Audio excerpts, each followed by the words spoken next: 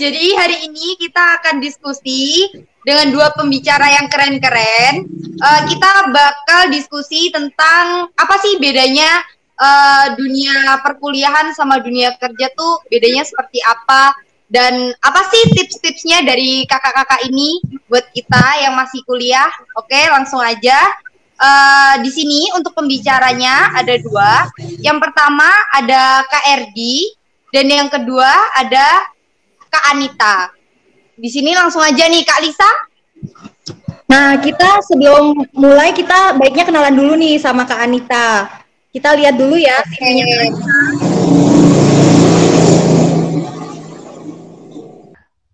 Namanya nih Kak Anita Wijaya. Dan Kak Anita ini lahir di Jombang pada tahun 1995. Saat ini Kak Anita tinggal di Sidoarjo nih. Buat teman-teman, ada nggak nih yang ada dari Jombang atau dari Sidoarjo? Mungkin bisa kenalan nanti sama Kak Anita. Juga Kak Anita ini pada tahun 2007 dia lulus di SD Kristen Petra Jombang sampai SMA tahun 2013 di SMAN 2 Jombang. Jadi anak Jombang banget nih. Pada tahun 2017, Kak Anita ini kuliah di Fakultas Farmasi di UNER. Wah, semua pasti udah tahu kan UNER di mana. Dan Kak Anita melanjutkan studinya pada tahun 2018, studi apoteker di UNER, di universitas yang sama. Kak Anita ini juga mengikuti berbagai macam organisasi selama kuliah dan juga mengikuti berbagai macam seminar nih. Nah, Kak Anita ini dia ini juga lulus dengan predikat lulus dengan pujian di UNER. Wah, keren banget ya Kak Anita ya. Penasaran kan siapa Kak Anita dan gimana nih pekerjaannya Kak Anita? Nah, Kak Anita ini kerja di Rumah Sakit Husada Utama. Kak Anita bekerja kurang lebih selama 2 tahun dan kemudian pada tahun ini Kak Anita itu bekerja di bagian QA di PT PIM Pharmaceutical. Nah, tanpa aku perpanjang lagi, kalian bisa langsung kenalan. Oh ya, ada yang aku lupa nih. Nah, Kak Anita ini selain bekerja sebagai QA di PT PIM tadi, Kak Anita juga seorang YouTuber. Dan Kak Anita itu punya usaha loh. Kak Anita ini seorang pharmapreneur. Dia ini buka usaha namanya Master Ukai. Dan untuk nama YouTube-nya, kalau aku nggak salah nih, namanya Anita Wijaya Jatmiko terus T gitu. Nanti kalian bisa searching sendiri ya. Oke, itu dari aku. Mungkin bisa lanjut lagi nih ke Kak Ayu. Oke Kak Lisa. Selanjutnya kita bakal kenalan sama Kak Erdi. Di sini nama lengkap Erdi Malutama. Tempat tanggal lahir di Tabak Kanilan tanggal 6 Mei tahun 1995. Alamatnya di Tabak Kanilan di Kabupaten Barito Selatan, Provinsi Kalimantan Tengah. Teman-teman ada yang dari Kalimantan Tengah enggak? Apalagi yang berasal dari Tabak Kanilannya. Mungkin ada ya dari teman-teman. Selanjutnya untuk riwayat pendidikan Kak Erdi sendiri, Kak Erdi menyelesaikan S1 Farmasi di Universitas Katolik Widya Mandala Surabaya pada tahun 2017 dan menyelesaikan profesi apoteker di Universitas Katolik Widya Mandala Surabaya pada tahun 2018. Untuk selanjutnya untuk pengalaman akademisnya Kak Erdi pernah mengikuti beberapa les dan juga pernah mengikuti praktek kerja profesi apoteker di Apotek Kimia Farma Pare 2, di PT Multirona Anugrah, di RSUD Dr. Saiful Anwar, di CSSD Dr. Sutomo Surabaya, di BPOM Kota Surabaya, serta di Dinas Kesehatan Provinsi Jawa Timur. Wah, lengkap banget ya, Kak Erdi ini pernah praktek kerja profesi apotekernya di banyak tempat. Lalu untuk pengalaman non-akademisnya, Kak Erdi memiliki banyak sekali pengalaman non-akademis.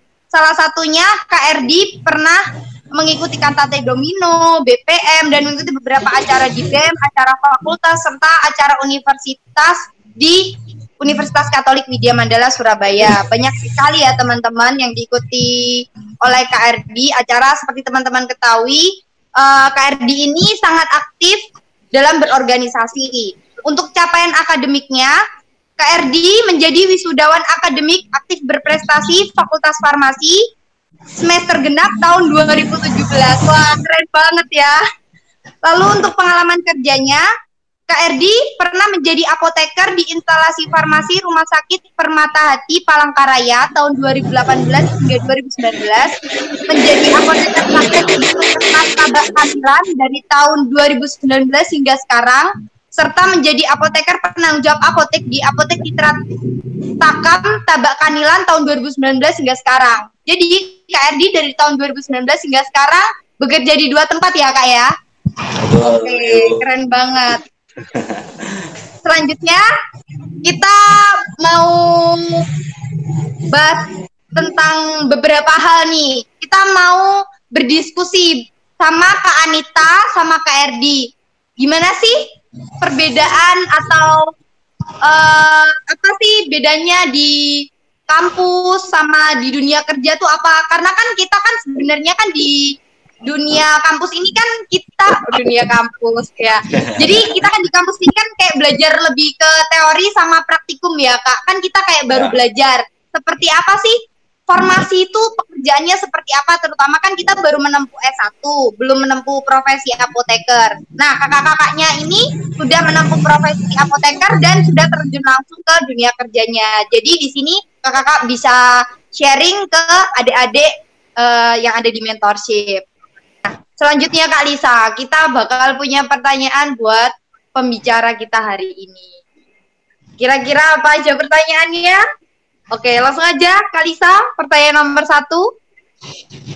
Oke, tadi Kak Erdi udah sharing sama Kak Anita tentang kita harus punya manajemen waktu, kita jangan malu untuk tanya ke dosen, untuk mengulang mata kuliah yang kita nggak bisa, terus kita sekarang mau next lagi nih. Dicatat ya teman-teman yang tadi, jangan malu untuk bertanya pada dosen, jangan malu untuk mengulang mata kuliah, dan tetap harus punya manajemen waktu. Nah, pertanyaan yang selanjutnya adalah, nah selama kakak-kakak kuliah nih, pasti kakak-kakak mendapatkan sesuatu yang berharga menurut kakak-kakak. Sesuatu yang ngena banget gitu dan kakak bawa sampai kakak bekerja. Kira-kira menurut kakak itu apa aja sih?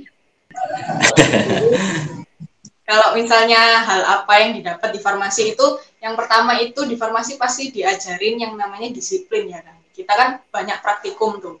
Dan itu pasti harus misalnya praktikumnya cuma jam 7 sampai jam 12. Mau nggak mau datang jam 7, jam 12 kelar nggak kelar, jam 12 keluar.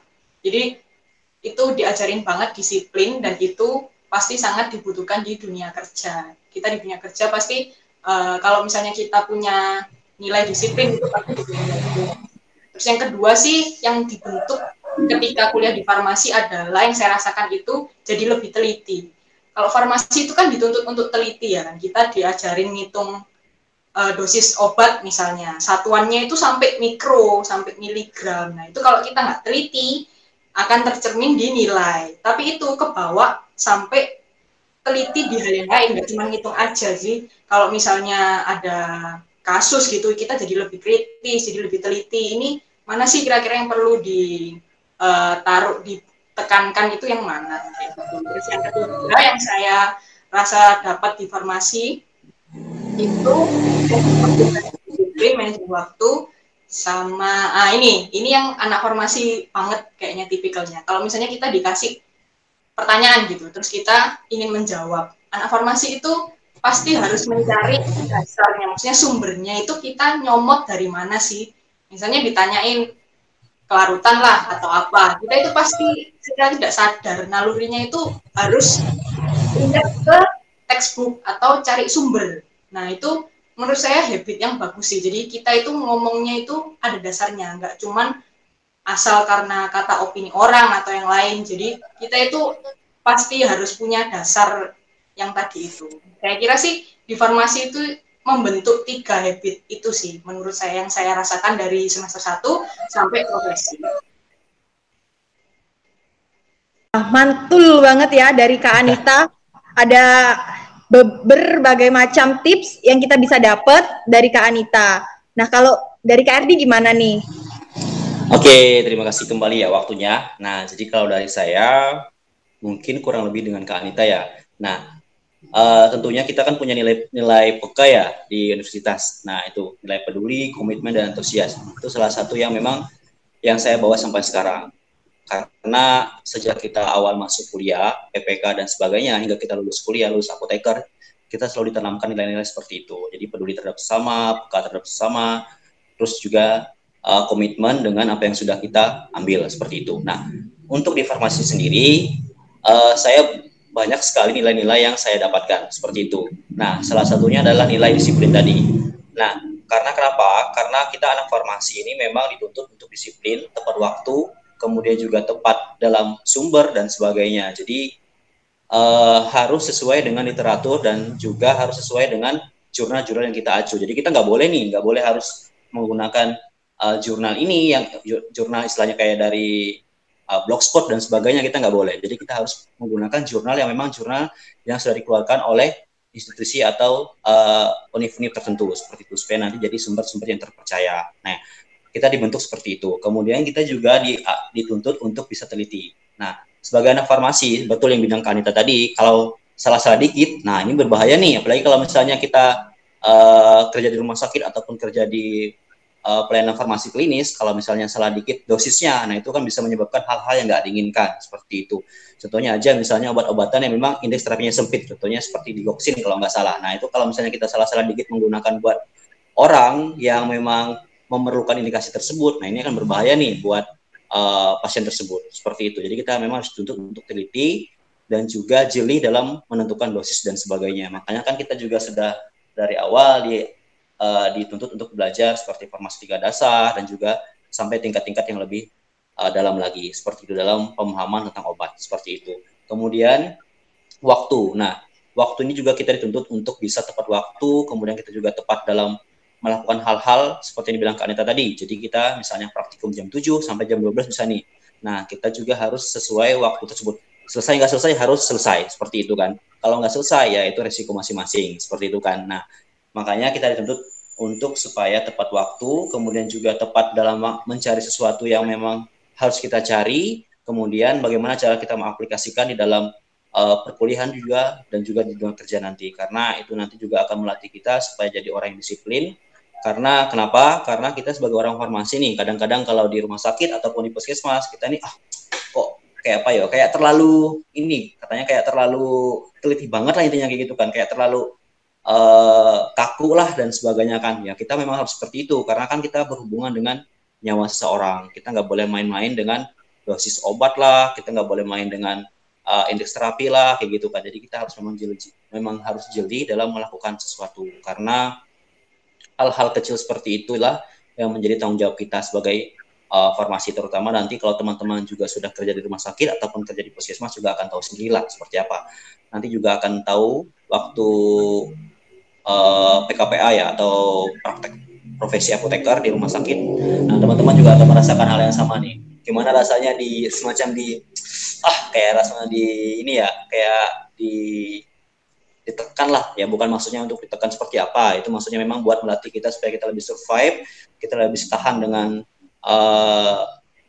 apa yang kita hadapi, karena di dunia kerja nanti kita akan berhadapan dengan orang-orang yang banyak, contohnya dokter, contohnya juga perawat, bidan, gizi, dan juga analis dan sebagainya lah, karena kita juga nanti akan kerja dengan mereka, jadi kita harus bisa beradaptasi dengan keadaan, dan ya udah kita tunjukkan aja farmasi itu seperti apa, jadi nggak usah terlalu mengikuti apa yang mereka omongkan, karena kita juga punya passion masing-masing dan kita juga menjalankan sesuai dengan apa yang kita lakukan, seperti itu, kurang lebih seperti itulah.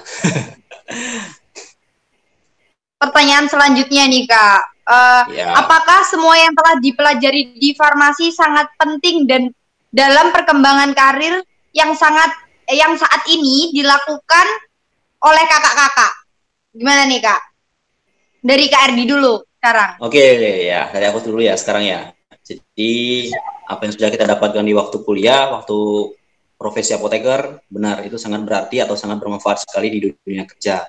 Karena apa yang sudah kita dapat di kuliah itu menjadi salah satu bekal kita nanti untuk kerja di rumah sakit, industri maupun di instansi-instansi lainnya seperti itu. Karena saya merasakan sendiri nih, kayak waktu saya kerja di rumah sakit, apa-apa pasti kita ditanyakan.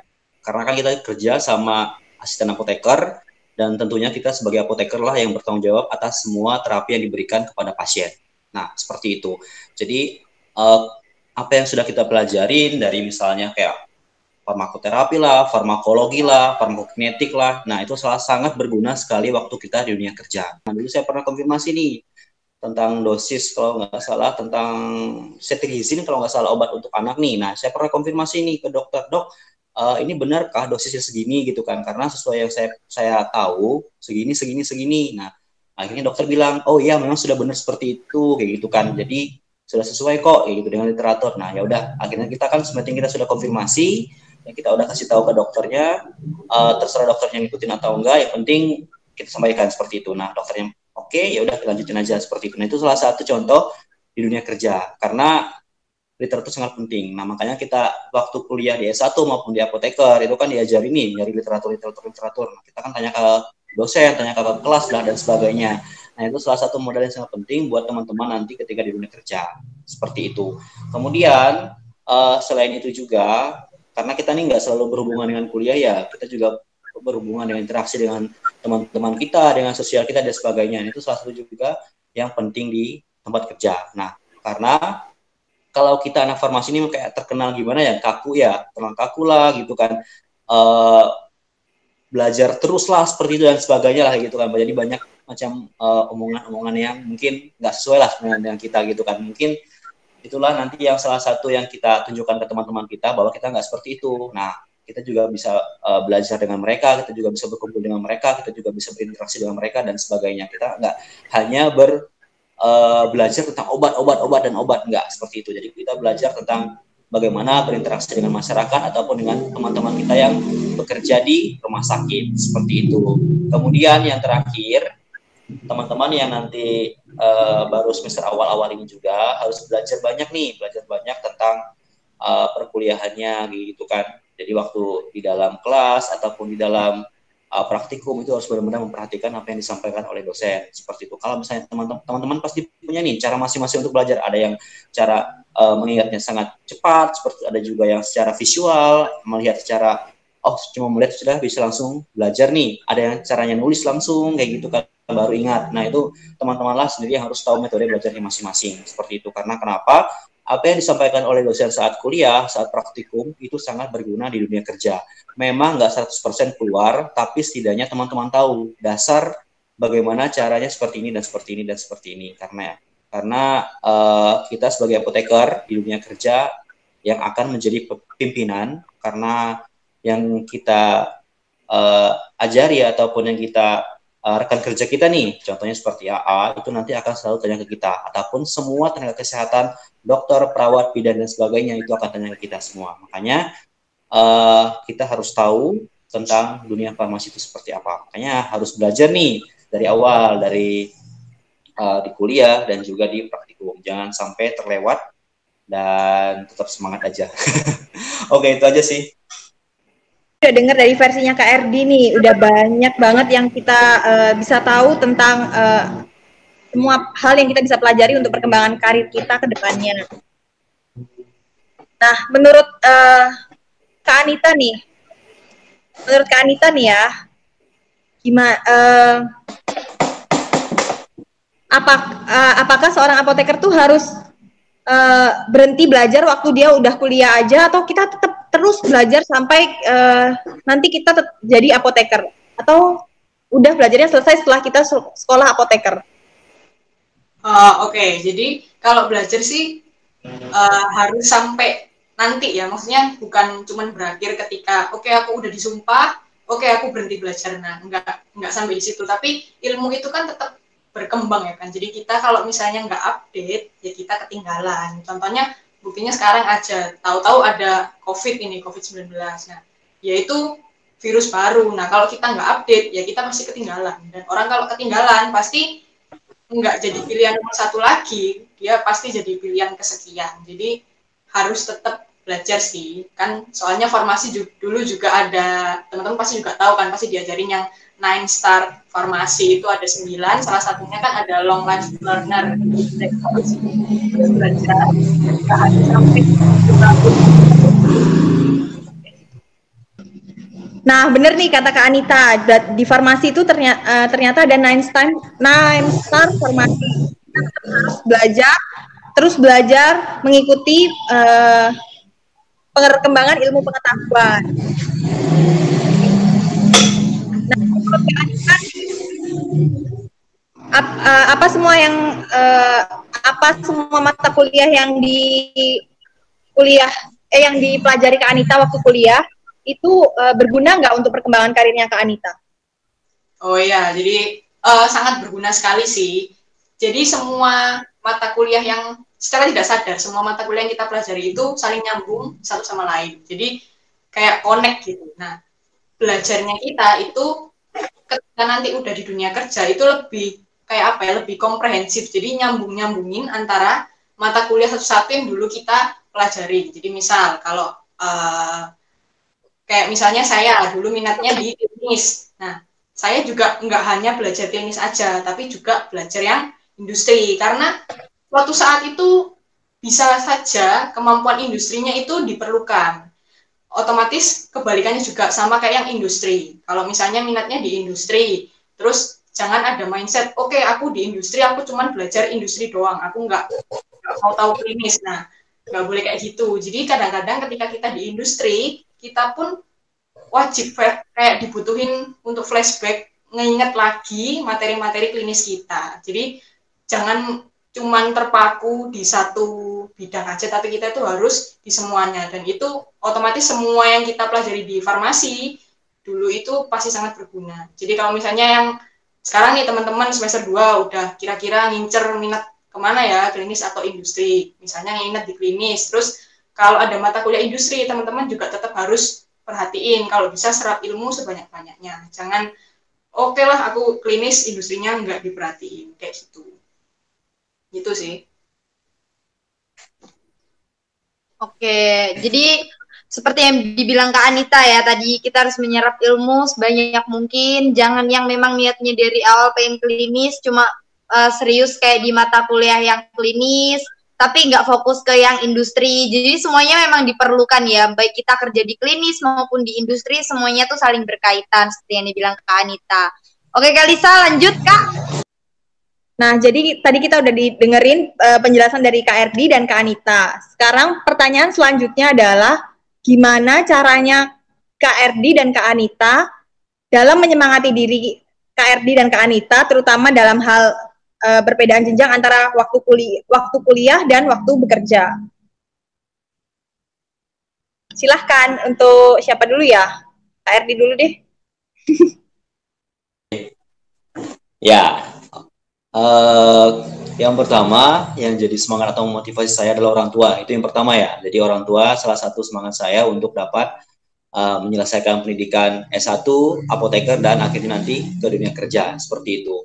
Kemudian yang kedua adalah diri sendiri. Nah, kenapa saya bilang diri sendiri? Karena saya merasa kok kalau saya tidak menggunakan ilmu pengetahuan saya atau menggunakan kemampuan saya sewaktu saya masih kuliah S1, kemudian waktu saya praktek apoteker, waktu profesi apoteker, itu kok rasanya gimana gitu kan ya. Nah, akhirnya itu salah satu motivasi saya untuk dapat bekerja di salah satu institusi kayak gitu kan. Contohnya karena saya nih punya cita-cita nih untuk kerja di rumah sakit. Nah, dan akhir puji Tuhan waktu itu setelah saya lulus apoteker langsung dapat tawaran atau dapat panggilan juga dari salah satu rumah sakit di Palangkaraya untuk bekerja.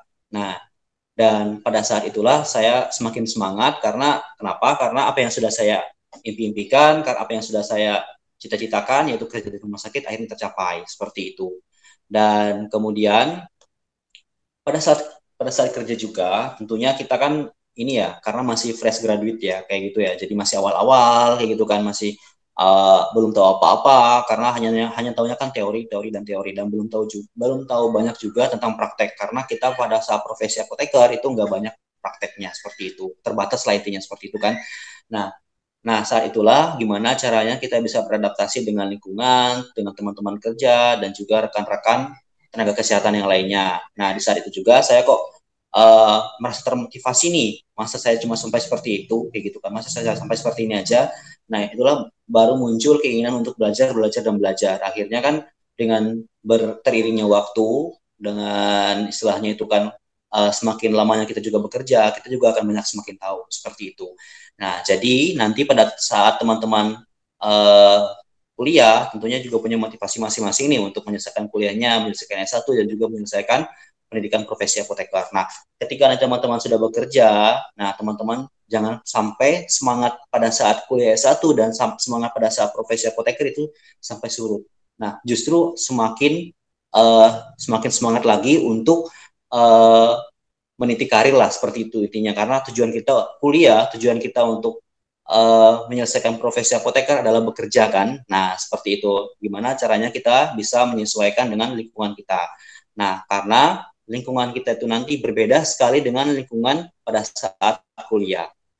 Seperti itu. Karena pada saat kita kuliah, kita akan dihadapkan dengan berbagai macam lingkungan, teman-teman kita, dosen kita, rekan sekelompok kita, dan sebagainya. Nah, ketika kita sudah bekerja, kita akan dilepas nih. Nah, silakan kamu sendiri bekerja dimanapun kamu suka di bidang farmasi seperti itu. Nah, disitulah saatnya kamu memang harus bisa mandiri untuk menyelesaikan semua permasalahan terkait dengan farmasi tentunya seperti itu. Nah, nanti memang awal-awal itu susah, semua yang di awal itu sangat susah. Cuma kalau kamu memang mau belajar, kamu termotivasi untuk belajar, contohnya nih tentang BMHP. Tentunya kalau misalnya teman-teman perhatikan ya, pernah nggak teman-teman belajar waktu kuliah S1 ataupun apoteker nanti kita belajar tentang BHP. Ya mungkin sekilas-sekilas aja seperti itu. Kita lebih banyak ke obatnya, tapi BHP sangat terbatas seperti itu.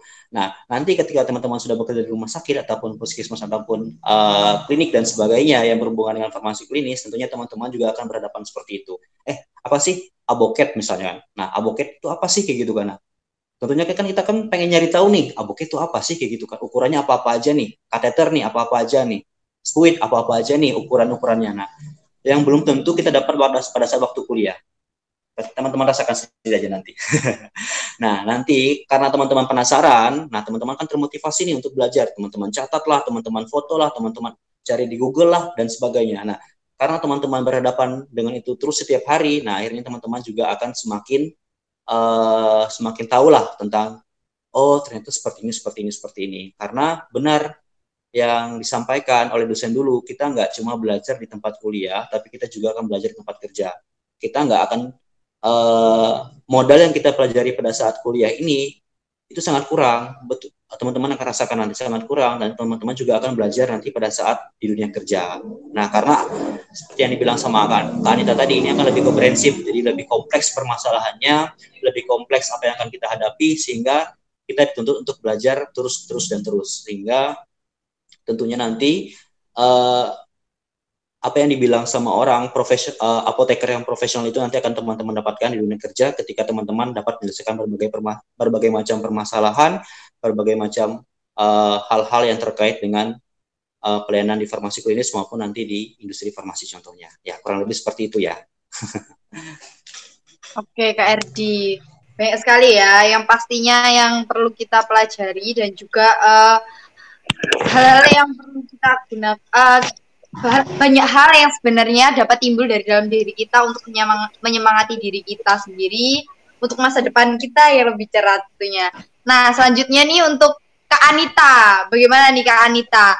Karena cara Kak Anita menyemangati diri sendiri, terutama dalam hal perbedaan jenjang dari belajar atau kuliah yang dulunya hingga akhirnya sekarang harus bekerja dan melayani masyarakat atau bekerja di industri tentunya. Oke, jadi menyambung tadi lanjutan dari Kak Erdi, benar sih yang pertama itu motivasinya sama, pasti orang tua ya kan. Nah, jadi kita itu harus ya menunjukkan ya kan rasa terima kasih kita dengan prestasi gitu. Pasti mereka juga akan bangga.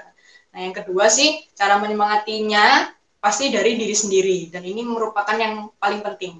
Soalnya cuman kita yang bisa menyemangati kita sendiri.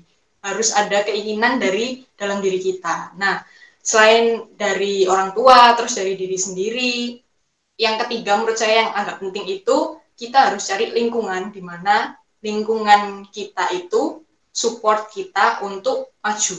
Jadi, teman-teman kan pasti akan ngerasain ya kan, punya teman, oh ini mungkin ini temanku untuk main, aku sama ini, tapi untuk temanku belajar, mungkin ada beda lagi, mungkin sama mereka. Nah, carilah lingkungan di mana itu bisa support kalian. Jadi kalau misalnya lingkungan kalian itu semangat untuk belajar, semangat untuk memotivasi diri mereka masing-masing, tentu secara tidak sadar kalian itu juga akan ikut termotivasi. Jadi kayak lihat, temanku aja bisa, kok aku enggak ya? Kan pasti akan ada rasa kalau dia bisa, aku juga pasti bisa. Orang kita kuliahnya loh sama, gelar kita sama-sama apoteker. Dia UKAI, aku juga UKAI. UKAI-nya dia lulus, aku lulus. Tapi kalau dia bisa, aku juga pasti bisa. Jadi itu sih yang menurut saya bisa membantu kita untuk menyemangati diri kita. Gitu. Selanjutnya nih, pertanyaan selanjutnya Kak Anita dulu ya, yang jawab. Jadi pertanyaannya nih Kak, banyak yang berpendapat bahwa IPK saat kuliah lebih penting, sehingga soft skill terasa kurang dikembangkan selama kuliah. Tetapi ada juga yang bilang kalau soft skill itu lebih penting digunakan dalam dunia kerja daripada IPK. Nah, menurut kakak nih, apa hubungan IPK dan soft skill dalam menghadapi dunia kerja saat ini? Oke, jadi ini pertanyaannya menarik sekali ya kan.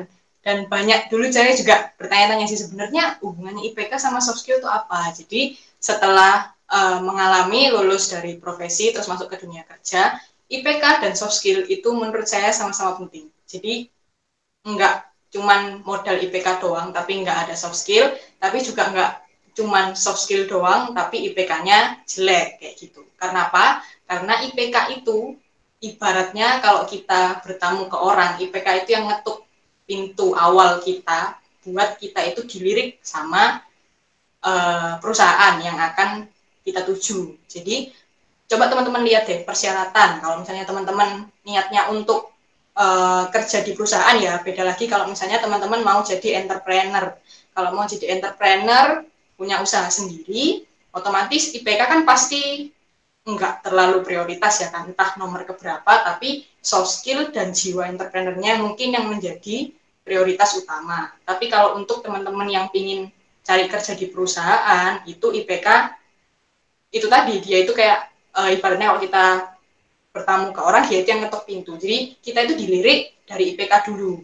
Kalau teman-teman perhatiin, di persyaratan untuk mencari pekerjaan, itu pasti dicantumkan IPK minimal berapa. Kebanyakan itu pasti mencantumkan persyaratan tersebut. Jadi IPK itu penting. Nah, terus kalau misalnya IPK itu di awal buat ngebantu kita biar perusahaan ngelirik kita, soft skill perannya gimana? Soft skill perannya ketika nanti kita dipanggil. Jadi setelah IPK dulu berperan, dilirik nih sama perusahaan, terus kan dipanggil untuk interview. Nah, disitulah soft skill kita itu berperan. Gimana cara kita menjawab pertanyaan dari penginterview, gimana, kan dia pasti bisa ngelihat, oh orang ini tipenya misalnya introvert atau ini extrovert, kira-kira orang ini nanti itu bisa deh kerjasama sama orang lain, networkingnya bagus dan sebagainya. Jadi IPK dan soft skill itu punya perannya sendiri-sendiri, tapi secara tidak sadar mereka itu saling sinergis, jadi saling bantu-membantu. Jadi menurut saya penting teman-teman punya keduanya. Nggak perlu IPK yang sampai kumlot, susah juga. Jadi kalau misalnya harus, kan nggak ada yang perfect semua ya kan, IPK perfect, soft skill juga oke. Jadi minimal lah di atas 3 lah, itu udah. Umumnya soalnya persyaratan pencari kerja itu IPK minimal 3. Tapi kalau bisa ya di atas 3, jangan ngepres 3, 3,5, 3,7 itu udah oke. Gitu sih. Menurut Kak Erdi, seperti pertanyaan yang tadi Kak, menurut kakak apa hubungan IPK dan soft skill dalam menghadapi dunia kerja? Oke, ya hubungan soft skill dengan IPK ya. Ya, seperti yang bilang sama Kanita tadi benar banget. Jadi nanti di dunia kerja tentunya kita juga akan dihadapkan dengan berbagai macam permasalahan dan sebagainya kan. Nah, tentunya kita harus mempunyai soft skill yang sudah kita bina sejak kita masih kuliah nih, sejak kita masih profesi apoteker dan sebagainya. Dan juga IPK sangat berperan penting di dalam dunia kerja. Karena kenapa? Yang dibilang Kanita tadi benar banget. Karena setiap perusahaan atau setiap rumah sakit ataupun setiap instansi tertentu yang mencari tenaga apoteker pasti selalu mencantumkan IPK-nya berapa. Jarang banget yang nggak mencantumkan. Seperti itu. Nah, biasanya IPK yang dicantumkan 3,00 minimal biasanya kan. Nah, seperti itu. Kemudian pada saat kita kuliah juga, pada saat kita profesi apoteker juga, tentunya yang dilihat kadang-kadang adalah nilai profesi apotekernya atau IPK apotekernya. Yang saya tahu sih selama ini seperti itu. Kecuali kalau teman-teman yang memang cuma cukup S1, ya udah aku cukup S1 aja, aku jadi AA aja misalnya, kan contohnya seperti itu ya. Mungkin yang dilihat adalah nilai IPK S1-nya seperti itu. Nah, kebanyakan yang saya tahu juga memang pada saat kita kuliah S1, pada saat kita kuliah apoteker, ada beberapa teman-teman yang memang nilai IPK-nya S1 di bawah 3, seperti itu. Tapi pada saat dia kuliah apoteker, rata-rata nilai IPK-nya di atas 3. Nah, itu mungkin salah satu cara membantu supaya kita bisa mendapatkan pekerjaan di dunia kerja, seperti itu. Karena yang dicari apoteker, makanya yang dilampirkan adalah nilai apoteker, seperti itu. Tapi ya jangan, istilahnya itu pada saat S1 ya jangan juga lah, kalau bisa di bawah 3 lah, kalau bisa di atas 3. Itu alangkah lebih baiknya, karena mungkin di salah satu perusahaan ataupun di tempat kerja kita nanti, dia meminta nilai S1 ataupun nilai apoteker. Nanti dia mungkin, lihat, gini, rekam jejak nilainya seperti ini. Nanti, mungkin jadi pertimbangan supaya nanti direkrut ataupun diletakkan di bagian apa nih, contohnya seperti itu, di mana dia menguasai, ya udah aku taruh di sini misalnya, kan kayak gitu. Terus juga pada saat kita kuliah S1, kita jangan hanya berpikir nilai IPK ini menjadi salah satu tolak ukur yang sangat penting pada saat kita kerja nanti. Benar yang dibilang Kak Anita tadi, karena soft skill juga sangat penting. Nah, cara kita berinteraksi dengan masyarakat seperti apa, cara kita berinteraksi dengan orang-orang sekitar kita seperti apa, cara kita kerjasama dengan orang-orang di sekitar kita seperti apa, itu salah satu nilai penting loh buat kita nanti di dunia kerja. Karena percuma kalau kita pintar, IPK kita komlot ataupun IPK kita sempurna, tapi pada saat kita di dunia kerja cuma meneng toh kayak gitu kan, cuma diam aja gitu kan. Pada saat kerja itu kan gimana ya, terlalu pintar kali ya.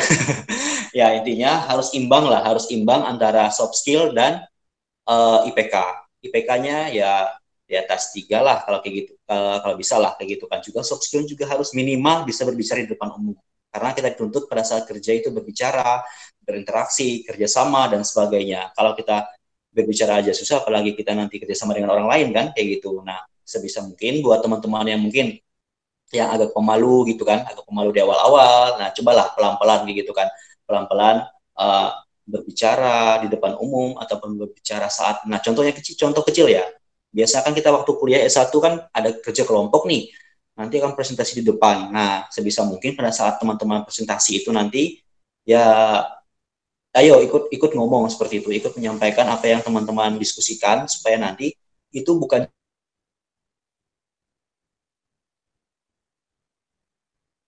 cuma bisa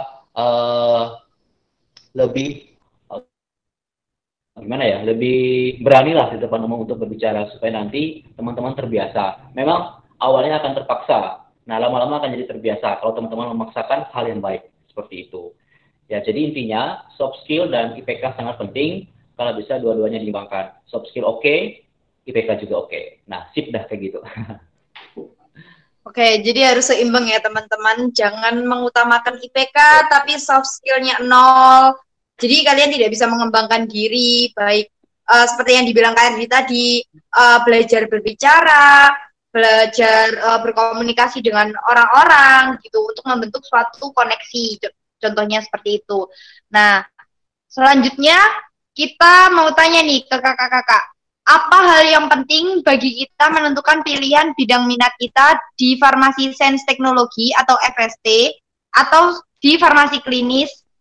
Bila bidang minat FST, bagaimana kakak-kakak bisa survive juga menguasai bidang minat lainnya? Contohnya FST, itu kan harus belajar di bidang minat FKK. Mengingat di UKAI sendiri, soal yang diberikan itu kan nggak hanya FST atau FKK kan, Kak?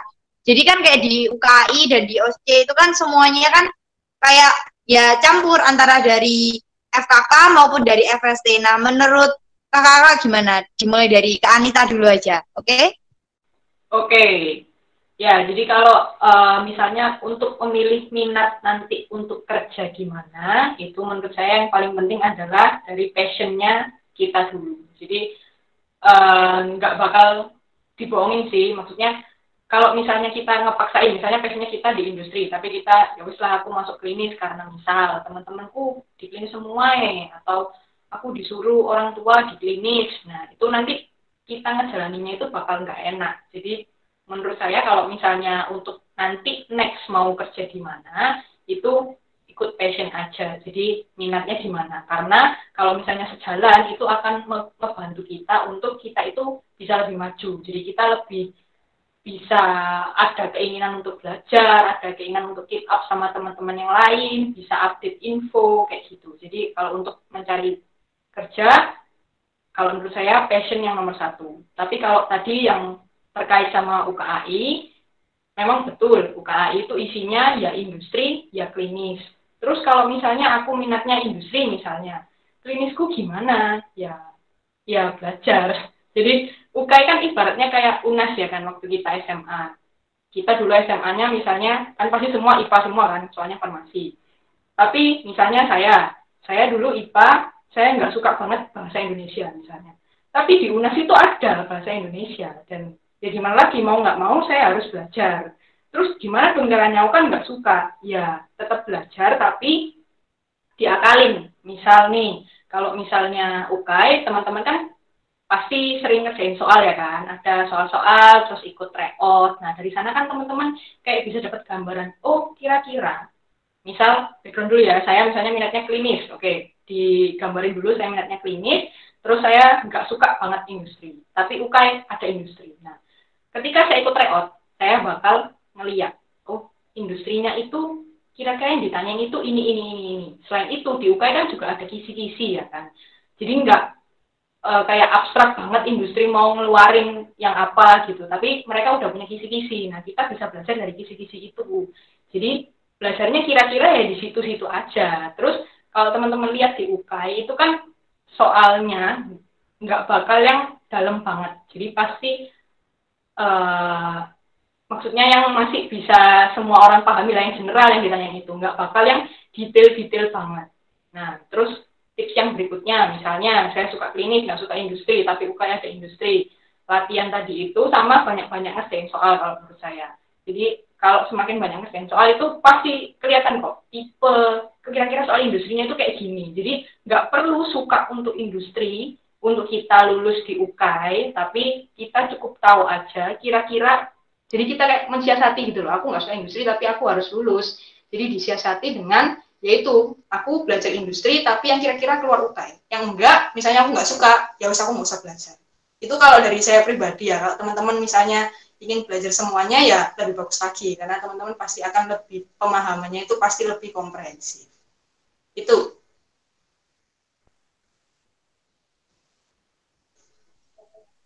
Nah, tadi kita udah dengerin dari Kak Anita nih, sesuai passion milih FKK atau FST. Kalau menurut Kak Erdi gimana? Oke, makasih ya waktunya. Jadi kalau menurut saya, kapan kita menentukan masuk FST atau FKK? Nah, mungkin kembali lagi yang dibilang kayak Kak Anita tadi, kembali ke passion kita. Kita sukanya di mana? Seperti itu. Contohnya saya sukanya di klinis, kayak gitu kan. Karena yang pertama yang saya pertimbangkan kenapa saya masuk FKK adalah karena saya nanti ingin balik ke tempat saya. Nah, karena tempat saya kan belum ada industri nih, jadi adanya klinis saja. Nah, itu salah satu motivasi saya. Terus yang kedua adalah karena saya ingin bertemu dengan pasien, seperti itu. Karena saya suka ngomong, saya suka berinteraksi dengan pasien, saya suka cerita-cerita dengan pasien, makanya saya ngambil ke FKK. Bukan berarti saya nggak suka FST, nggak. Tetap saya belajar FST, cuma mungkin porsinya saya lebih banyak belajar ke FKK, seperti itu. Nah, nanti teman-teman kalau nggak salah di semester 5 ya, 5 ke 6 ya, mungkin yang, oh ya, 5 ya. Nah, itu nanti teman-teman akan menentukan. Nah, jadi dipertimbangkan benar-benar. Jadi dari teman-teman S1, semester 1, 2, 3, 4, nah teman-teman lihat passionnya di mana. Mungkin cara simpelnya adalah teman-teman lihat dari nilai, mungkin ya, mungkin dari kemampuan teman-teman. Oh, di klinis, oh aku lebih baik di klinis nih, udah aku ambil klinis aja. Oh, aku lebih baik di FST, ya udah aku ambil FST aja, kayak gitu kan. Cuma itu bukan mengurangi porsi teman-teman, karena kebanyakan lulusan apoteker untuk saat ini sih itu nggak ada yang katanya apoteker klinis, apoteker industri, nggak ada. Yang dari industri pun bisa bekerja di klinis, yang dari klinis pun bisa bekerja di industri, seperti itu. Jadi teman-teman mungkin cuma passionnya aja, karena kebanyakan memang yang saya tahu pasti mengambil jurusan sesuai dengan passionnya. Jadi jangan ikut-ikutan nih, kayak dibilang sama Kanita, oh temanku klinisnya, oh yaudah aku ikut klinis saja, padahal dia pengen FST seperti itu. Nanti dia akan mungkin kesusahan di klinis seperti itu. Tapi ya itu tergantung masing-masing sih, bukan berarti dia nggak bisa di klinis, bisa mungkin. Cuma mungkin karena minatnya yang kesana aja kayak gitu. Terus nanti tips untuk mengikuti UKAI ya, memang di UKAI soal-soalnya itu memang campur. Jadi ada klinis, ada industri, juga ada tentang mungkin perundang-undangan lah, juga nanti tentang ya distribusi lah dan sebagainya kayak gitu kan. Nah, gimana sih cara teman-teman belajar nih? Kalau saya dulu memang belajarnya memang rutin nih dari teman-teman satu kelas nih belajar, memang sudah punya jadwal nih belajar bareng kayak gitu kan. Jadi kan kalau kita sudah ngumpul jadi satu, ada teman-teman klinis, ada teman-teman industri. Nah, teman-teman yang industri yang pertanyaannya klinis nanti bisa tanya nih ini gimana, nanti teman-teman klinis yang jelaskan kayak gitu.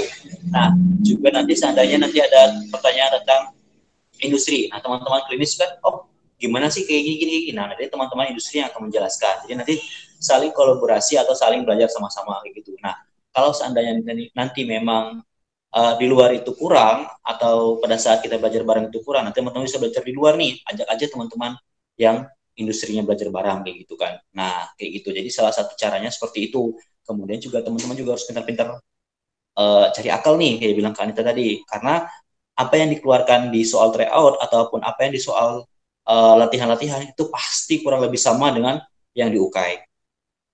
Mungkin berbeda hanya angka ataupun mungkin penyakitnya mungkin. Nah, mungkin dibalik-balik seperti itu. Tapi intinya sama kok. Permasalahan ataupun kisi-kisi juga hampir sama. Jadi saya rasa teman-teman pasti bisa lah nanti akan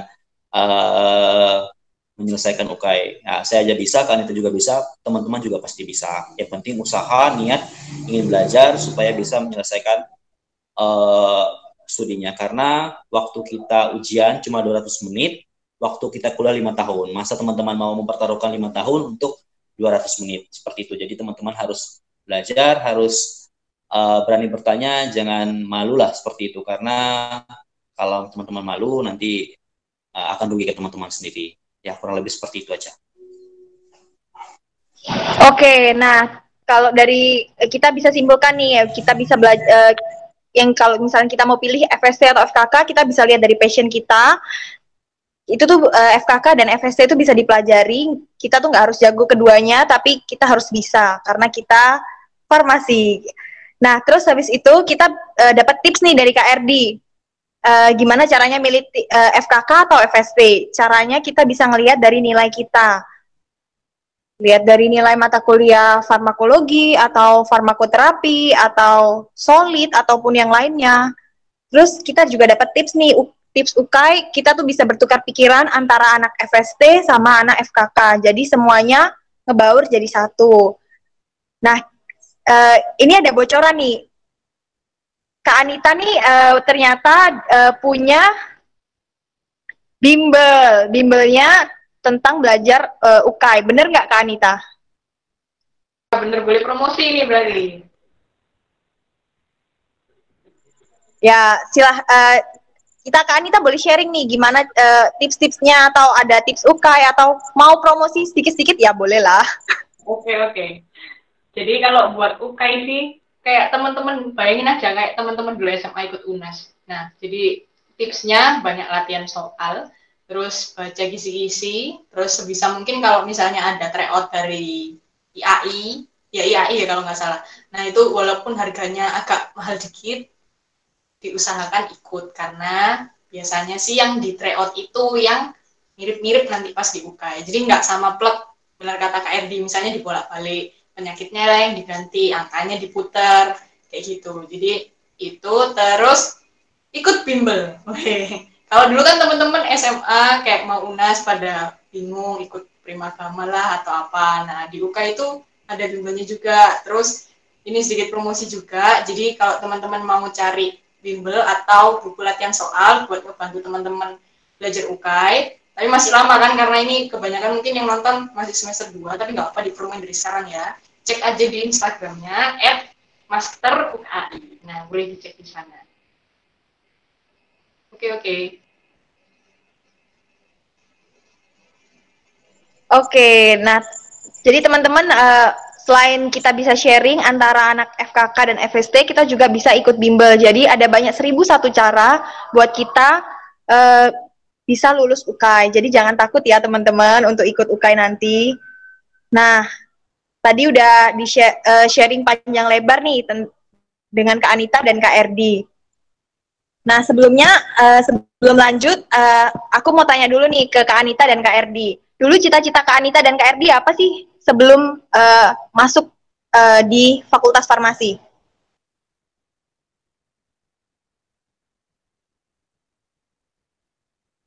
Siapa dulu ini? Kak Erdi dulu. Terserah deh mau siapa dulu. Ya udah Kak Anita dulu deh. Oke, saya dulu. Iya.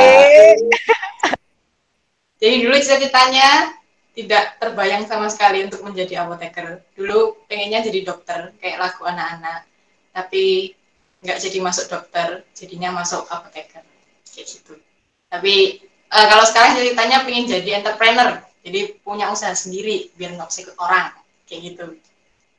Kak Erdi lanjut. Mantap Kak Anita ya, mau jadi dokter ya. Ya, kalau saya dulu sih bener yang bilang Kak Anita tadi, kayak gak ada kebayang nih mau jadi apoteker. Waktu lulus SMA juga bingung mau masuk apa nih. Cuma memang dulu waktu kecil waktu SMP SMA memang maunya jadi polisi. Cuma gara-gara nggak kesampaian, jadi ya udah masuk farmasi aja. Dan sekarang jadi apoteker, dan ya saya nggak nyesal sih jadi apoteker, karena apoteker salah satu profesi yang sangat keren lah menurut saya. Saya bangga jadi apoteker lah kayak gitu kan, karena kita juga punya organisasi profesi, kita juga punya wadah untuk belajar dan sebagainya. Jadi anggapannya lah kita sebagai ahli obat lah seperti itu. Jadi nggak kalah lah sama dokter, seperti itu intinya. Oke, nah tadi Kak Erdi bilang mau jadi polisi, Kak Anita bilang mau jadi dokter, ya kan? Nah, apa pertimbangan kakak-kakak dulu membanting setir dari jadi seorang polisi dan dokter ke apoteker?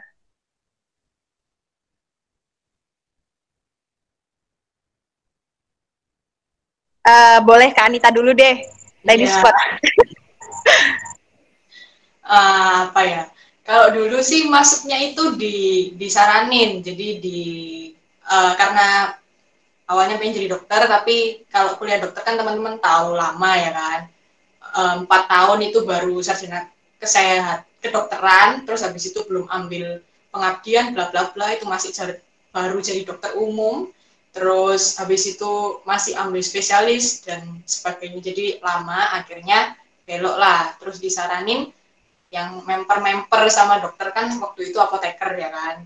Teman-teman mungkin saya kira yang lagi nonton ini mungkin kebanyakan juga mungkin awalnya pengen dokter tapi akhirnya nggak jadi, terus masuk apoteker. Benar kata Kak Erdi kok, kita itu profesi yang patut dibanggakan. Kita itu satu-satunya di Indonesia yang kayak legal banget tentang obat. Jadi kalau misalnya ada pertanyaan tentang obat itu nanyanya pasti ke apoteker. Udah nggak ada profesi yang lain deh yang legal dari pemerintah yang diberikan hak tentang itu. Cuman kita kok. Jadi nggak nyesel juga sih masuk apoteker, karena memang menyenangkan dan kita itu kayak bisa nggak cuman ke obat aja, tapi kalau nanti misalnya di industri di pekerjaan kita itu bisa pilih industrinya macam-macam. Kalau misalnya minatnya tadi industri, bisa masuk ke kosmetik, ke makanan juga bisa. Jadi peluang kita itu banyak banget, profesi kita itu punya peluang yang banyak, nggak kayak profesi yang lain. Misalnya kalau pilot kan profesi ya kan, dia lulus dari pilot ya cuman jadi pilot,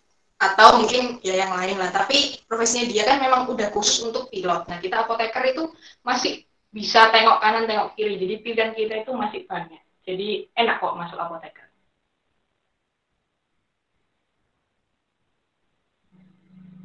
Oke, Kak Anita promosi bilang enak nih masuk apoteker, banyak peluang kerja, banyak peluang usaha juga kalau kita masuk di apoteker.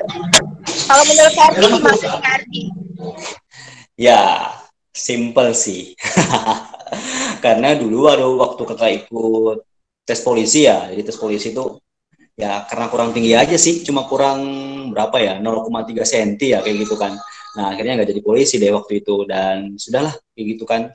Dan kebetulan juga waktu zamannya kakak dulu, tahun 2013 kalau nggak salah ya, itu sempat kayak ada masalah waktu ujian nasional. Jadi kapan hari kan kakak kan SMA kan di Banjarmasin nih, di Kalimantan Selatan.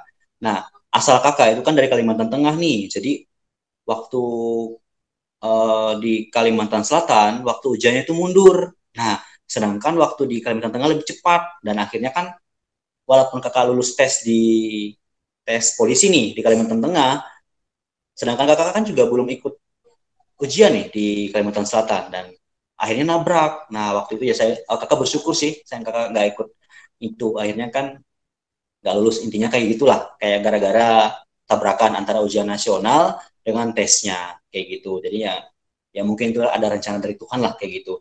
Dan akhirnya dulu pernah disaranin sama orang tua, yaudah kamu masuk perawat aja, dia bilang kayak gitu kan. Aku bilang perawat sudah banyak mah kayak gitu kan, yang lain aja gitu kan. Ya udah akhirnya pikir-pikir terus cari-cari info-info, ya udah mau coba farmasi aja. Kan waktu awal masuk farmasi, waktu awal mau pengen masuk farmasi itu nggak tahu nih apoteker itu apa. Cuma intinya ya udah kerjanya di apotek, intinya kayak gitu kan.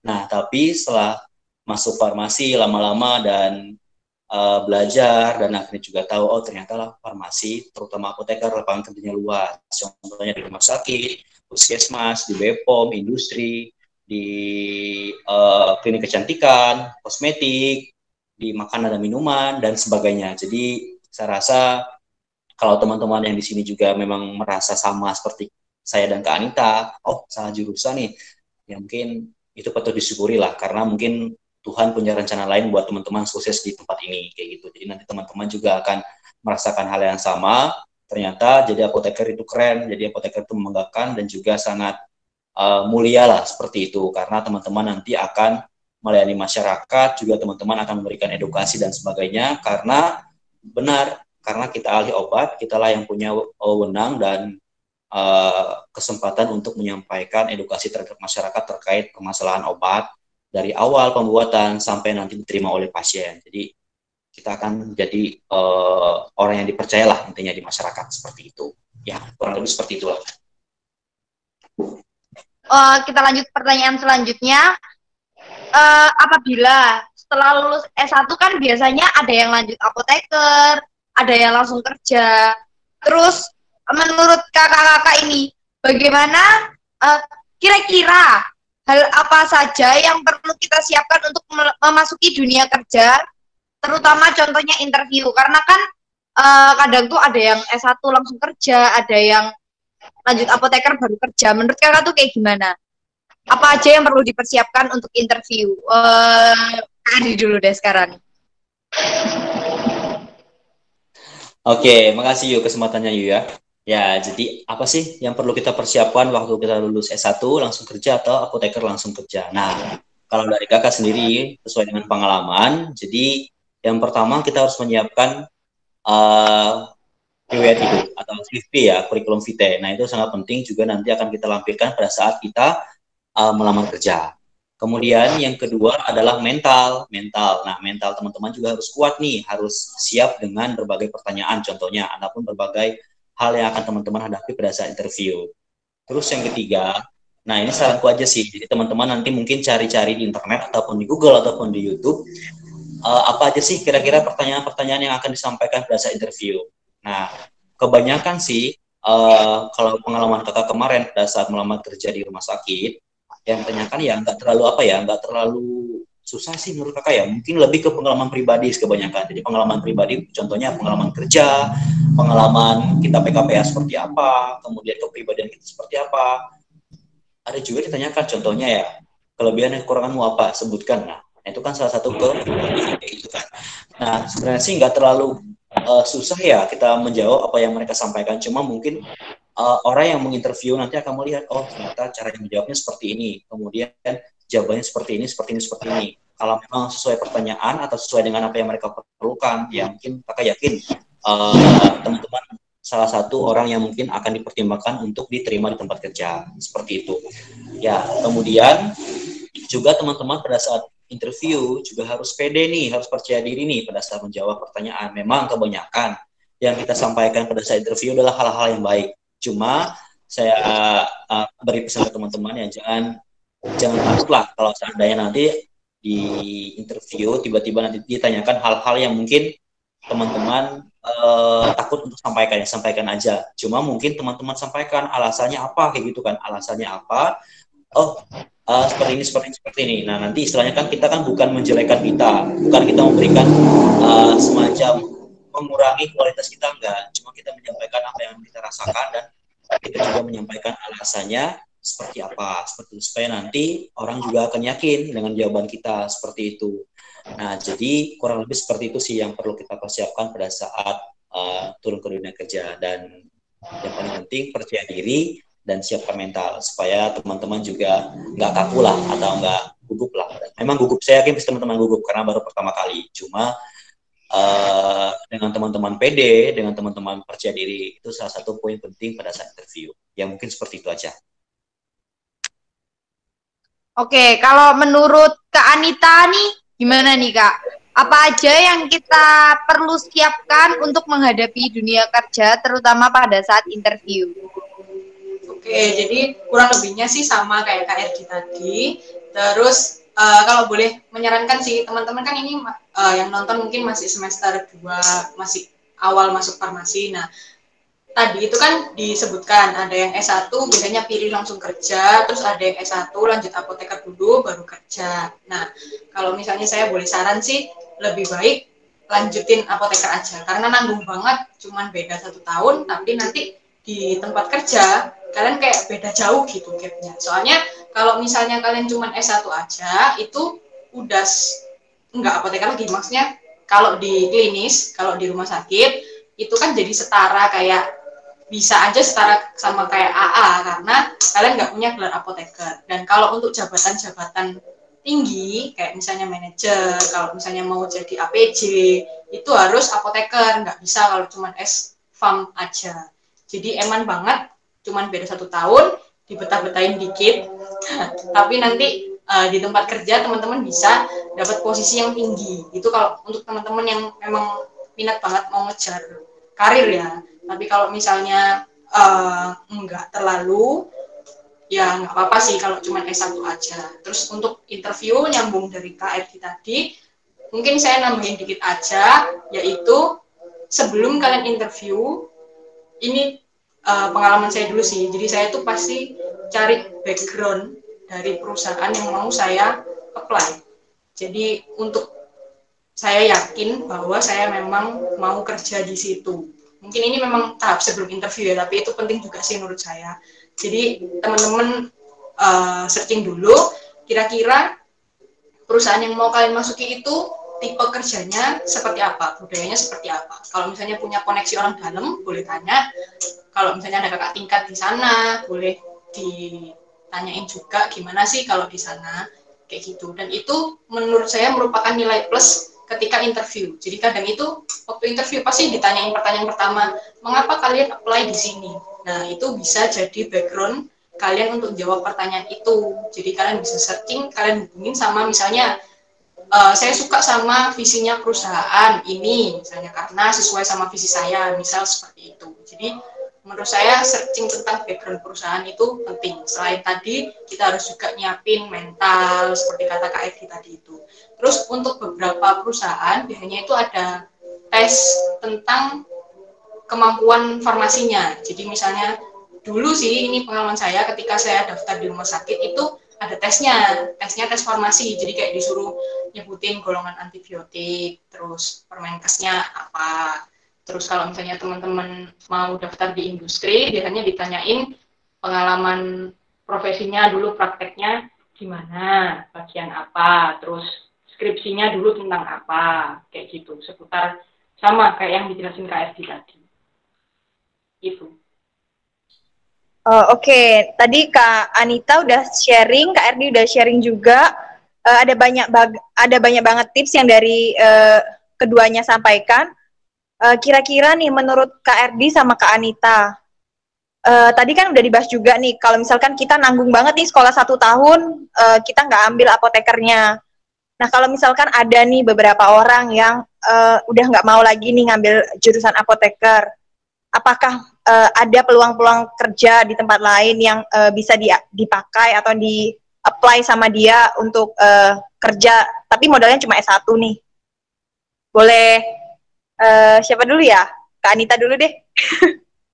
Ya, kalau misalnya cuma sarjana farmasi, itu masih banyak sih sebenarnya, peluangnya masih banyak. Kita bisa masuk di rumah sakit juga saya rasa bisa, tapi tadi nggak bisa jadi APJ ataupun APING karena kurang persyaratan administratif STRA-nya itu aja sih.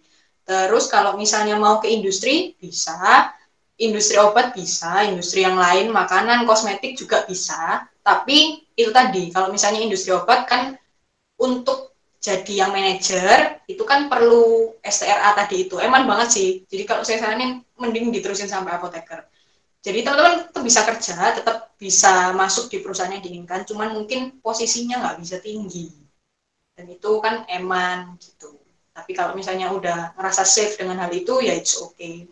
Gitu. Terus kalau PNS sih, kayaknya harus apoteker deh kalau masuk PNS. Kalau untuk yang ke BPOM atau ke puskesmas, karena umumnya mereka mencari yang udah ada apotekernya. Seperti itu. Masih bisa kok, tapi jangan putus harapan. Oke, nah itu kan di bidang farmasinya nih. Kalau di bidang di luar farmasi gimana? Apakah ada kemungkinan kayak banding setir gitu? Bisa sih, bisa itu nggak menutup kemungkinan. Jadi kayak misalnya mau masuk perbankan gitulah ya, bisa kok. Karena kalau misalnya kayak di perbankan itu ilmunya kan bisa kita pelajari sambil jalan. Nggak perlu profesi, kecuali kalau banding setirnya misalnya dari sarjana farmasi mau jadi pilot, itu nggak mungkin berarti, karena pilot ya kamu mau nggak mau harus sekolah lagi. Kalau misalnya banding setirnya ke lahan yang bukan butuh profesi, kayak profesi itu kan teman-teman pasti nanti diajarin deh, syaratnya jadi profesi itu misalnya punya organisasi profesi sendiri, terus harus ada pendidikan khusus. Kayak misalnya ya kita apoteker, dokter, pilot itu profesi. Kalau misalnya yang bukan profesi, contohnya kayak yaitu staff yang di bank atau misalnya entrepreneur, itu kan bukan profesi. Maksudnya semua orang bisa meraih hal itu tanpa ada basic ilmu yang khusus. Nah kalau teman-teman mau banding setir ke yang bukan profesi, saya rasa masih bisa. Tapi kalau yang ke profesi mau nggak mau harus belajar dulu. Kayak gitu. Jadi masih banyak kok kemungkinannya. Oke, nah itu tadi versinya Kak Anita nih. Kalau versinya Kak Erdi gimana? Ya, mungkin sedikit melanjutkan ya yang disampaikan oleh Kak Anita karena sudah hampir semuanya sudah disebutkan oleh Kak Anita ya kayak gitu. Nah memang sebenarnya sih kalau kita cuma ngambil S1 terus nggak lanjut ke apoteker itu memang kayak kurang dikit lah kayak gitu kan, masih kayak rugi lah kayak gitu kan anggapannya kan, karena kita nggak bisa nanti semisal teman-teman nanti punya cita-cita punya apotek sendiri nih, kalau teman-teman punya apotek sendiri ya teman-teman nggak mungkin jadi apoteker penanggung jawab atau pengelola apotek, kecuali kalau teman-teman jadi PSA atau pemilik sarana apotek mungkin masih bisa, tapi untuk penanggung jawab nggak bisa kayak gitu, kecuali kalau teman-teman nanti buka toko obat, karena toko obat ini nggak harus apoteker, boleh tenaga teknis kefarmasian atau setara dengan D3 farmasi atau sarjana farmasi kayak gitu. Kemudian kalau yang dibilang Kak Anita tentang PNS, ya memang kebanyakan mungkin dicari tentang tenaga apotekernya. Cuma ada Kak Anita yang memang dicari D3 farmasinya atau setara dengan sarjana farmasi. Cuma nanti memang posisinya adalah sebagai asisten kayak gitu, nggak bisa jadi apoteker. Karena memang kekurangan administratif tadi, karena kurang jenjang pendidikan 1 tahun tadi, yaitu profesi apoteker kayak gitu masih ada. Dia jadi nanti tenaga teknis kefarmasian dan juga nanti STR-nya itu STR-TTK kalau nggak salah nanti yang dia dapatkan, dan dia juga nanti akan masuk organisasi profesi yang berbeda. Kalau kita apoteker ya Ikatan Apoteker Indonesia, sedangkan kalau D3 farmasi atau sarjana farmasi mereka nanti akan masuk ke FAFI atau ahli farmasi kalau nggak salah, pokoknya semacam perkumpulan ahli farmasi Indonesia kalau nggak salah ya, kalau nggak salah ini ya singkatannya kayak gitu. Terus nanti juga memang untuk lapangan kerjanya untuk yang sarjana farmasi, benar yang bilang Kak Anita, teman-teman kakak juga beberapa dulu juga langsung kerja, entah kerja di apotik ataupun kerja di perbankan. Kebanyakan sih di perbankan sih kalau nggak salah, yang memang tidak membutuhkan profesi tertentu. Jadi semua profesi, semua lulusan bisa maksudnya. Jadi lulusan ekonomi lah, lulusan teknik teknologi pertanian lah, kayak gitu kan. Jadi yang memang bisa diterima. Sebenarnya sih mungkin ada beberapa lapangan kerja yang lain. Cuma alangkah baiknya kalau saran kakak sih memang sesuai bidang profesi aja. Jadi kalau memang di farmasi aja kayak gitu kan. Jadi biar ilmunya nggak hilang kayak gitu. Lebih baik lagi kalau memang dilanjutkan. Ya mungkin beberapa teman-teman terkendala mungkin terkendala di waktu atau mungkin terkendala di dana mungkin ya, karena masing-masing orang punya kemampuan masing-masing kayak gitu kan. Jadi kalau memang teman-teman pengen lanjut ke apoteker ya bagus gitu kan, mungkin menabung dulu mungkin ataupun kerja dulu mungkin atau kerja sambil kuliah ya, terserah teman-temannya. Yang intinya kakak mungkin sama Kak Anita juga menyarankan teman-teman semuanya mengambil profesi apoteker supaya nanti teman-teman jenjang karirnya juga nanti akan bagus di dunia kerja, seperti itu. Wah, mantap banget nih sharing dari Kak Anita sama Kak Erdi. Kalau saya nggak salah nih, aku nggak salah, Kak Erdi dan Kak Anita ini backgroundnya sama-sama pharmapreneur. Kak Anita di bidang apa tadi? UKAI ya Kak? Master UKAI. Ya benar. Dan YouTube, konten Ya. YouTube. Kalau Kak Erdi di bidang buka apotik, ya benar ya Kak? Iya, benar Liz. Nah, dari keduanya nih, kenapa kakak sampai berani mengambil keputusan untuk menjadi seorang pharmapreneur? Tips-tips kiat-kiat awalnya tuh apa sih? Pasti kan ada ketakutan-ketakutan akan berhasil atau enggak, atau bagaimana, atau dari segi dana, atau dari segi dari perorangan juga, apakah bisa seorang diri untuk memulai usaha?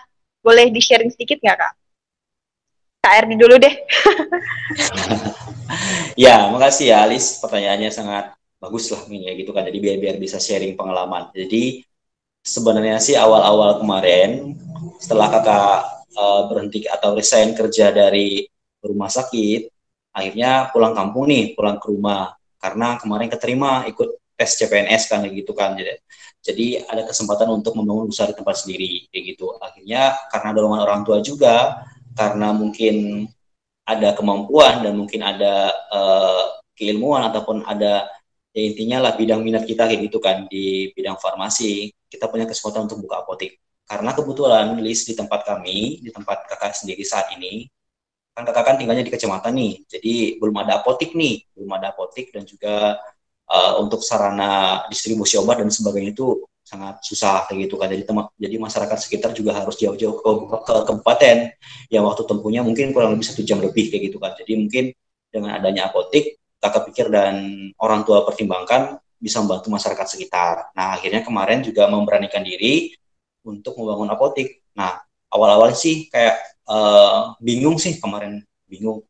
Yang pertama adalah masalah dana dan juga adalah masalah tempat. Nah kemudian rembuk-rembuk sama orang tua, ngomong-ngomong sama orang tua, juga cari-cari info sama teman-teman di tempat lain yang juga sudah punya apotek dan juga ke organisasi profesi. Kakak tanya ya, semuanya tanya tentang permasalahan hal tersebut dan mereka juga ngasih masukan ke kakak yang sangat baik kayak gitu kan. Katanya lebih baik buka apotek sendiri, dia bilang gitu. Kalau bisa apoteker juga punya apotek sendiri, dia bilang kayak gitu.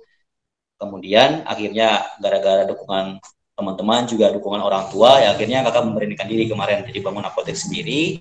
Dari awal membangun dan juga akhirnya juga ngurus surat izin dan sebagainya, dan juga BMHP obat-obatan juga sisi-sisinya seperti itu. Memang mungkin memang butuh modal yang besar karena yang pertama karena kakak ini bangun gedung yang baru kayak gitu kan. Beda lagi kalau kita sewa kayak gitu kan, mungkin ada perhitungan sendiri. Tapi kemarin kakak bangun gedung yang baru, tempat yang baru, jadi memang dananya agak besar seperti itu ya. Tapi untuk isinya, untuk isi obat-obatan dan juga BMHP, sebenarnya sih nggak terlalu banyak ya dana yang dikeluarkan kayak gitu kan. Cuma mungkin diakalin aja supaya memang BMHP dan obat-obatan kita kelihatan lebih banyak. Istilahnya itu kayak lengkap, ya kita mungkin itemnya juga sedikit-sedikit tapi banyak kayak gitu, macamnya kayak gitu kan, kayak gitu. Tapi isinya atau jumlahnya nggak terlalu banyak seperti itu. Jadi kelihatan lebih lengkap dan lebih ya istilahnya kalau orang mungkin melihat yang kita punya, oh lengkap nih kelihatannya kayak gitu kan. Nah, kemudian juga mungkin karena kita buka praktek sendiri, karena kita sendiri adalah apoteker, jadi mungkin percaya sama kita gitu kan ya. Jadi lebih mau ke tempat kita ataupun ketemu praktek kita, karena mereka mungkin kebanyakan sih kalau orang di sini mungkin masih belum kenal apoteker itu apa sih gitu kan. Yang mereka tahu cuma perawat, dokter, bidan. Nah kakak aja di sini ya dikira perawat, kadang-kadang dikira dokter aja kayak gitu kan. Bingung kadang-kadang kan, cuma mungkin kakak jelasin kakaknya apoteker gitu kan, bukan perawat ataupun bukan dokter kayak gitu. Kemudian apa sih keuntungannya? Yang pertama adalah mungkin dari segi finansial mungkin kita nggak bisa cari untung besar-besar kayak gitu kan dari awal, karena seperti yang kita pelajari pada saat kuliah kan, kalau untung mungkin lama gitu kan, mungkin sekitar 5 tahun ke atas dan sebagainya gitu kan. Nah tapi yang mungkin yang kakak senang saat ini adalah karena kakak bisa praktek, kemudian kakak juga bisa mengedukasi masyarakat, karena kebanyakan masyarakat kurang tahu tentang obat-obatan seperti apa gitu, terutama tentang antibiotik.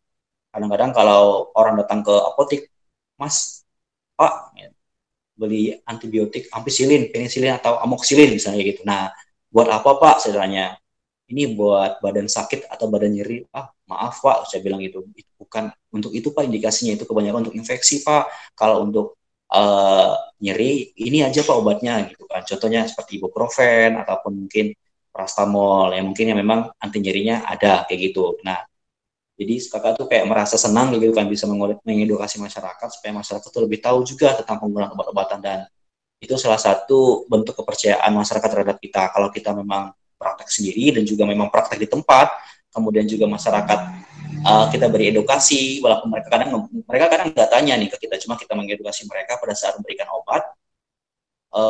Mereka bilang, oh kalau kayak gini kok sama aja kita ke dokter ya, dia bilang kayak gitu kan, sama-sama diberi edukasi, sama-sama diberi penyampaian gitu, mending kesini aja. Nah itu kan salah satu bentuk gimana ya, salah satu bentuk kepercayaan masyarakat terhadap kita sebagai apoteker. Kemudian masalah dana dan sebagainya itu mungkin masing-masing punya kemampuan masing-masing. Kalau misalnya teman-teman masih belum mampu untuk membuka apotek sendiri, yang gak masalah, teman-teman bisa kerja di apotek yang lain ataupun apotek yang memang membutuhkan tenaga apoteker. Nah, walaupun PSA-nya bukan teman-teman tapi orang lain, tapi teman-teman bisa praktek di sana untuk mengaplikasikan atau menyampaikan apoteker seperti apa sih. Jadi jangan sampai kalau bisa apoteker cuma titip nama kayak gitu kan. Mungkin itu cuma yang dulu-dulu aja. Kalau bisa yang sekarang kita sebagai apoteker, apalagi kan sekarang kan organisasi profesi IAI terutama sedang lagi giat-giatnya mungkin, lagi rame-ramenya tentang edukasi tentang gerakan masyarakat cerdas menggunakan obat dan sebagainya gitu kan. Jadi inilah saatnya kita apoteker ataupun teman-teman yang nanti juga akan jadi calon apoteker walaupun masih lama, sebisa mungkin kalau teman-teman praktek entah itu di apotek ataupun di tempat yang lain, sebisa mungkin teman-teman hadir dan bisa memberikan edukasi kepada masyarakat. Dengan demikian profesi kita apoteker juga akan semakin dikenal dan juga akan semakin dipercaya oleh masyarakat setempat. Ya mungkin itu aja.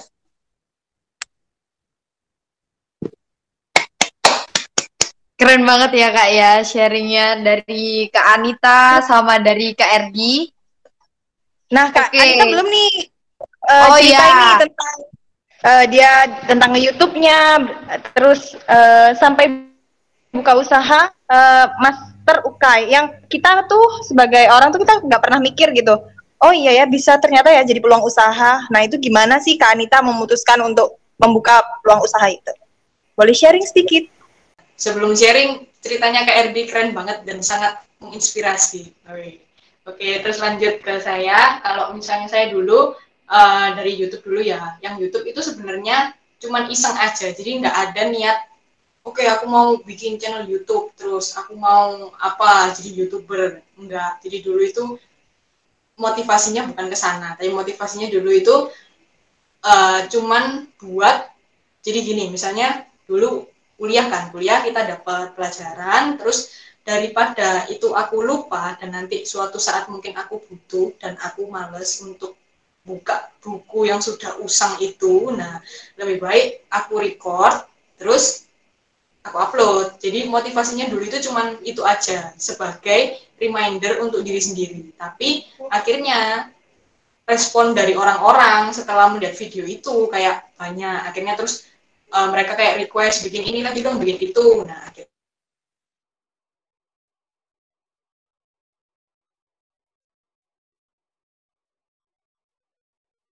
materi-materi, dan nanti misalnya kalau aku lupa aku tinggal lihat lagi, nggak usah buka buku. Dan untungnya juga bisa bantu orang-orang lain, jadi sekalian satu kita bisa mengenalin profesi apoteker. Banyak juga yang komen sama kayak KRD, kalau KRD tadi ditanyain dokter ya, perawat ya, di YouTube juga sama kok, tahu-tahu nanya, dok saya kalau sakit ini obatnya apa. Nah itu saya juga kasih di sana, misalnya saya reply komennya, maaf saya bukan dokter tapi apoteker. Kalau dari apoteker ngelihatnya dari segi bla bla bla bla bla. Nah seperti itu. Jadi win-win solution, sekalian saya memperkenalkan profesi apoteker, orang-orang juga kebantu, merasa dapat informasi yang mungkin mereka belum pernah dapat, mereka belum pernah dengar, dan sekaligus jadi tempat saya yang save materi-materi saya. Jadi kalau misalnya nanti butuh, tinggal cuman klik, nggak usah baca-baca buku lagi. Kalau misalnya yang kedua, yang Master UK, itu kita joinan, jadi nggak saya sendiri, tapi kita ada berempat. Jadi saya nggak sendirian, kita berempat. Waktu itu idenya muncul dari teman saya, satu anak UNER juga, kita berempat satu angkatan. Akhirnya ya udah deh, daripada ide ini cuma dibiarkan, ya udah dijalanin aja. Toh nggak ada salahnya, sembari kita ngecek ya kan. Kalau misalnya lanjut, ya puji Tuhan bisa lancar, kalau enggak ya wes nggak apa-apa. Seandainya kita itu udah nyoba, kita udah tahu, daripada cuma diangan-angan kayaknya bisa nggak ya buka bimbel, lebih baik dicoba aja. Jadi kalau buat teman-teman misalnya juga punya ide gitu, kira-kira bisa nggak ya, nah daripada berangan-angan dan tidak tahu hasilnya apa, kalau saya boleh saranin sih dicoba aja. Kalau gagal pun nggak apa-apa, jadi kalian tahu, oh ini nggak bisa, cara yang ini tuh nggak bisa, jadi mungkin saya harus coba cara yang lain. Jadi motivasi awalnya sih dari situ, cuman dari ya kayak setengah iseng, terus akhirnya ya puji Tuhannya bisa lanjut sampai sekarang. Gitu Kak Lisa. Nah, kalau dari aku nih ngambil kesimpulan, kalau misalkan keduanya ini sama-sama nggak takut untuk mencoba, dan yang kedua adalah mereka para pembicara kita ini unik banget. Mereka ini tetap mau mengedukasi masyarakat, meskipun mereka udah jadi apoteker, mereka tetap rendah hati mau sharing tentang knowledge mereka, tentang ilmu yang mereka punya, supaya kita itu supaya banyak orang tahu tentang apoteker. Nah, pertanyaan selanjutnya, udah siap belum nih Kak?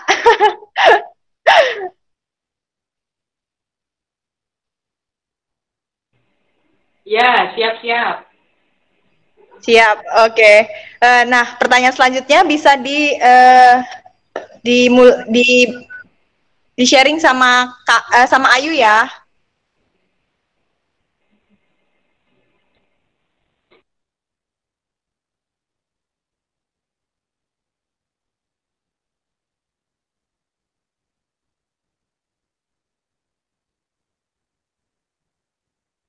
Wah, Kak Anita sama Kak Erdi nunggu ya. Jangan tegang Kak, santai aja. Apakah ini prank? Bukan. Ya ini prank. Mau balik santai aja. Nah, sebenarnya yang terakhir ini dan Kak Anita sudah siap pertanyaan selanjutnya? Ya, sudah. Ini pertanyaannya sangat sulit untuk dijawab, jadi kakak-kakak harus menjawab dengan hati-hati, dengan bersungguh-sungguh dan berpikir keras. Oke. Jadi pertanyaan selanjutnya, jadi bukan pertanyaan sebenarnya, tapi pesan-pesan untuk adik-adik kita yang ada di mentorship. Tentunya pesan-pesan apa saja yang ingin kakak sampaikan untuk adik-adik yang baru berkuliah semester 2 ini. Silakan yang pertama Kak Anita dulu, ladies first.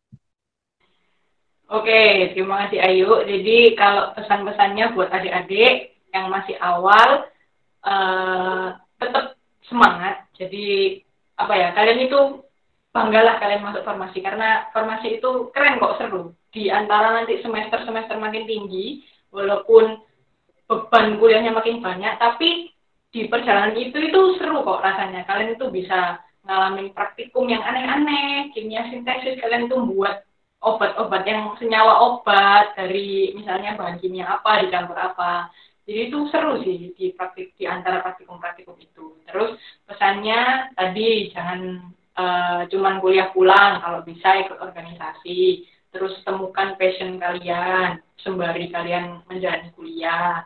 Terus jangan lupa berorganisasi, buat koneksi sebanyak-banyaknya. Terus jangan malu untuk tanya kalau misalnya nggak tahu.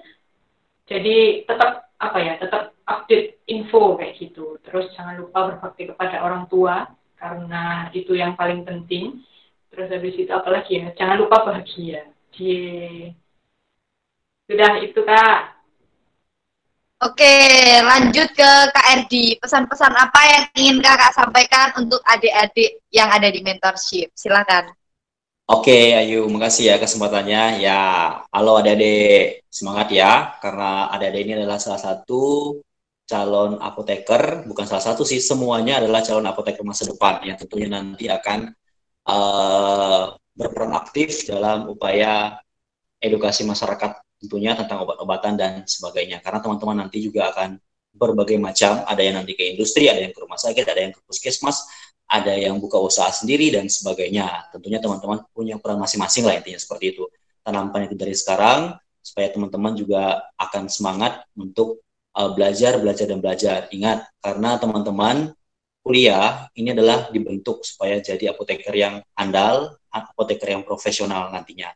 Jadi apapun nanti bentuk atau yang teman-teman hadapi pada saat kuliah, entah itu pada saat kuliah di kelas, pada saat nanti pemberian tugas, ujian dan sebagainya, kemudian juga praktikum, ujian praktikum dan sebagainya, skripsi dan sebagainya, juga kuliah apoteker, itu salah satu bentuk atau proses di mana teman-teman juga akan dibentuk jadi apoteker yang profesional. Intinya teman-teman harus tetap semangat. Kemudian sama seperti yang dibilang Kak Anita, teman-teman juga harus rajin belajar, rajin berdoa, juga harus taat kepada orang tua, kemudian juga jangan malas-malasan ya. Oke, jadi intinya teman-teman belajar juga sangat penting, kemudian juga bermain juga itu penting untuk teman-teman refreshing supaya nggak terlalu stres dengan perkuliahan, dan juga teman-teman juga harus rajin-rajin berdoa karena doa itu sangat kuat ya, istilahnya sangat memberi semangat buat kita kayak gitu kan, terutama pada saat kita sedang lemah ataupun saat kita sedang susah, tentunya akan membantu supaya kita jadi lebih semangat dalam menghadapi perkuliahan yang sangat sulit, karena semakin tinggi semester teman-teman itu nggak akan semakin mudah teman-teman. Tentunya akan berbagai macam rintangan yang akan teman-teman hadapi semester 1, 2, 3, 4, 5, 6, 7, 8 dan akhirnya teman-teman lulus dan juga teman-teman akan melanjutkan ke jenjang apoteker, dan tentunya nanti teman-teman akan pada saatnya akan terjun ke dunia kerja. Tentunya semuanya akan mempunyai proses masing-masing, dan saya yakin contohnya sudah ada Kak Anita, saya dan teman-teman yang lainnya, mungkin juga Kak Ayu dan juga Kak Lisa juga sudah mengalami hal yang sama. Jadi tetap semangat, yakin dengan apa yang teman-teman hadapi saat ini, jangan putus asa.